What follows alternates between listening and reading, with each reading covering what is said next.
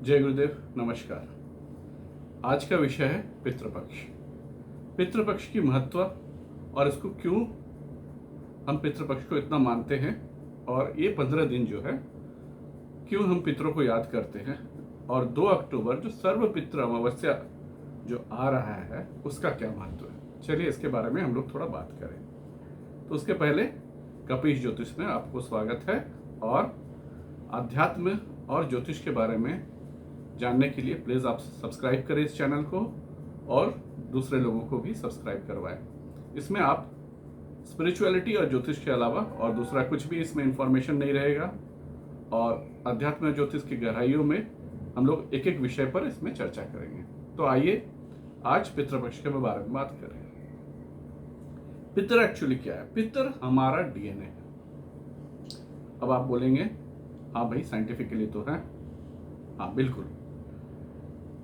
जब हम बीमार पड़ते हैं तो क्या होता है, डॉक्टर आके पूछते हैं हमसे, या हम जब चेंबर में जाते हैं तो भाई अगर क्रॉनिक बीमारी है जो वायरस से रिलेटेड नहीं है, जैसे डायबिटीज हुआ, जैसे अस्थमा हुआ, तो क्या पूछते हैं डॉक्टर? या हार्ट का डिजीज फैमिली में किसको था?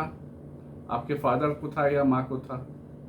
फिर उनके अगल बगल किसको था? क्या चाचा चाची किसी को था? इस तरह के कई डिजीजेज हैं जिसके में डॉक्टर हिस्ट्री लेते हैं फैमिली के, कि कहीं ये बीमारी हमारे डीएनए से तो कैरी होकर नहीं आ रही है। अगर ये कुछ एपिलेप्सी टाइप का बीमारी है और भी कुछ ऐसा बीमारी है, तब तो डॉक्टर पूरे केस हिस्ट्री में फैमिली के अगल बगल और भी जो हैं हमारे जो डिस्टिंक्ट रिलेटिव, उनके बारे में भी पूछते हैं कि भाई इनको तो नहीं था, इनको भी नहीं था। तो क्यों पूछते हैं? ये इसलिए पूछते हैं क्योंकि हम उनसे उनकी अच्छाइयाँ और बुराइयां दोनों कैरी करते हैं।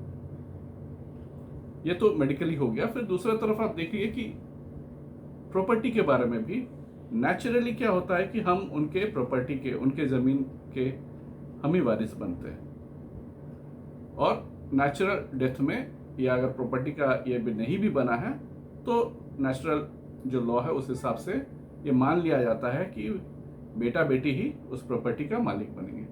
तो जब हम उनके अच्छाइयों को कैरी करते हैं तो नेचुरली है, जब हम उनके सारे चीज़ें, प्रॉपर्टी का, उनका डीएनए का, हर चीज़ का हम उनको कैरी करते हैं, तो हम उनके कुछ कमियों को भी कैरी करते हैं। तो पितृपक्ष वो हुआ कि जिसमें हमारे जो इंसेस्टर्स, पितृपक्ष में मैं ये आपको एक बार क्लियर कर दूं, पितर मतलब सिर्फ माता पिता नहीं है। पितर मतलब हमारे जो लीनियज है उनमें जो भी रहे होंगे, जिसका आपसे कहीं ना कहीं सरोकार है, वो सारे हमारे पितर हैं। तो पितृपक्ष में क्या होता है कि हम उनके प्रति अपना सम्मान दिखाते हैं, अपना आदर दिखाते हैं। और ये ऐसा नहीं है कि ये कुप्रथा और सिर्फ हिंदू धर्म में होता है, नहीं, ये हर एक धर्म में अपने अपने ढंग से करते हैं। मुस्लिम लोग सबे बारात मनाते हैं, क्रिश्चियंस लोग में भी कुछ होता है, 1 या 2 अक्टूबर को ऑल टॉम्स डे ऐसा कुछ होता है, वो कब्र में जाके मोमबत्ती जलाते हैं और इस तरह की कुछ प्रथा करते हैं। हमारे यहाँ क्या होता है कि हमारा हिंदू धर्म में, जो सनातन धर्म में है, वो ज्योतिष में भी इसका बड़ा महत्व है। ज्योतिष में देखा जाता है कि जो 9th हाउस है, 12th हाउस है, 4th हाउस है, ये घर सब कहीं डैमेज तो नहीं है, इनमें कुछ दोष तो नहीं है। अगर है तो इसका मतलब कि पितर लोगों में कुछ शांति नहीं है, या कुछ उनमें कुछ दिक्कत है। तो ये तर्पण का मतलब ही यही हुआ। तर्पण शब्द आया है आपका इस बात से लेके कि आप कैसे उनको तुष्ट करते हैं, तृप्ति से आया है तर्पण। तो तर्पण शब्द का मतलब ही यही कि आपका यहाँ रहते हुए जो भी छोटा मोटा इच्छा रह गई थी, आप निश्चिंत रहिए, ये तिल के बराबर जो इच्छा है वो हम पूरा कर देंगे। और उनको ये बोल के पानी दिया जाता है। ऐसा माना जाता है कि पितृलोक का एक दिन हमारे यहाँ का 15 दिन के बराबर होता है। तो इसीलिए पितृपक्ष में ये 15 दिन उनके शांति के लिए, उनके लिए हम तर्पण करते हैं, उनको पानी देते हैं। और अगर पितृलोक को किसी भी तरह का तकलीफ होता है तो उसका सिग्निफिकेंस क्या है? उनका सिग्निफिकेंस बहुत सही इस तरह से आप देख सकते हैं कि घर में थोड़ा अशांति बनी रहती है, और क्या होता है, जब शुभ कर्म आते हैं तो इंडिकेट करते हैं देखो मैं भी हूं, मेरा अभी तक शांति नहीं हुआ है। तो शुभ कर्म में देखिएगा हमेशा विघ्न आता है। शादी ब्याह इस तरह की जो चीजें आती है या डिले हो जाती है या कट जाती है, रुक जाती है, इस तरह की चीजें होती है। ये एक्चुअली वो डायरेक्ट तो हमसे बात नहीं करते हैं, वो इस तरह के इंडिकेशंस देके हमें बताना चाहते हैं कि देखो हमारा अभी भी अस्तित्व तुम्हारे यहाँ से खत्म नहीं हुआ है, आप हमारा ये काम कर दो, हमारा ये शांति कर दो। तो इसीलिए इस समय पितृपक्ष के समय उनके ऑनर में ये श्राद्ध कर्म किया जाता है या तर्पण किया जाता है। और कैसे इनका रेमेडी किया जा सकता है? खासकर ये जब सर्वपितृ अमावस्या आ रहा है उस दिन ग्रहण भी है, हालांकि भारत में ये दृष्टिमान नहीं है, तो आप उस दिन गरीबों को खाना खिलाइए जितना हो सके। वो तृप्त होंगे तो उनके मन से जो आशीर्वाद या दुआ जो निकलेंगे वो आपके पितरों के शांति के लिए होगा।